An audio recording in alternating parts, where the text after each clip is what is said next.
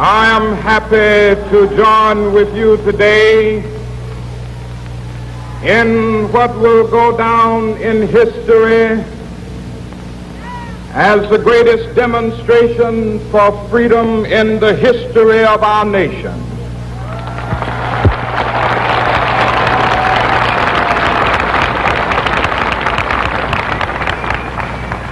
Fourscore years ago,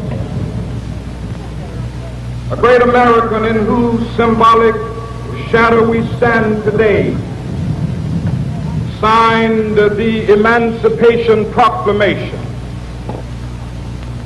This momentous decree came as a great beacon light of hope to millions of Negro slaves who had been seared in the flames of withering injustice. It came as a joyous daybreak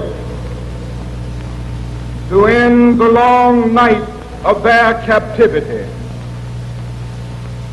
But 100 years later, the Negro still is not free. 100 years later, the life of the Negro is still sadly crippled by the manacles of segregation and the chains of discrimination.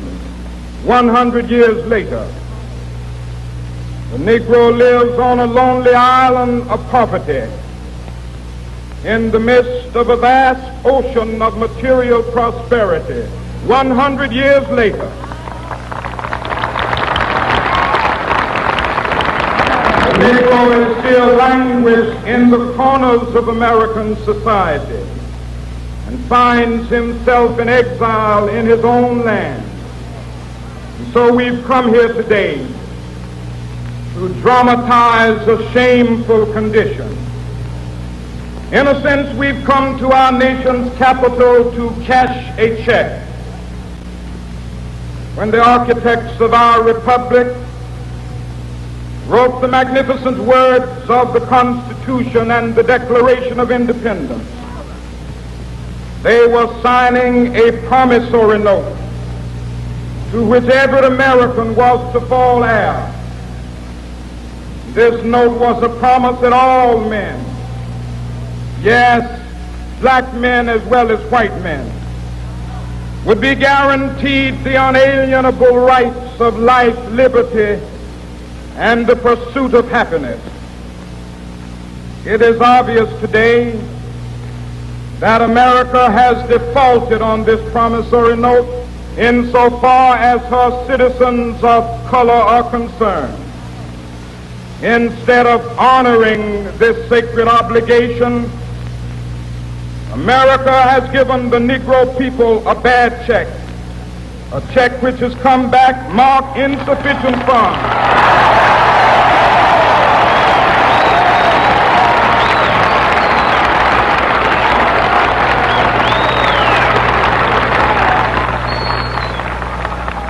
But we refuse to believe that the Bank of Justice is bankrupt. We refuse to believe that there are insufficient funds in the great vaults of opportunity of this nation. So we've come to cash this check, a check that will give us upon demand the riches of freedom and the security of justice.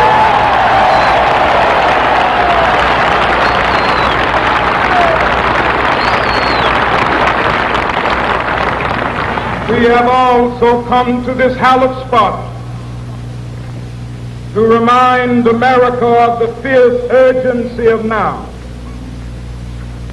This is no time to engage in the luxury of cooling off or to take the tranquilizing drug of gradualism.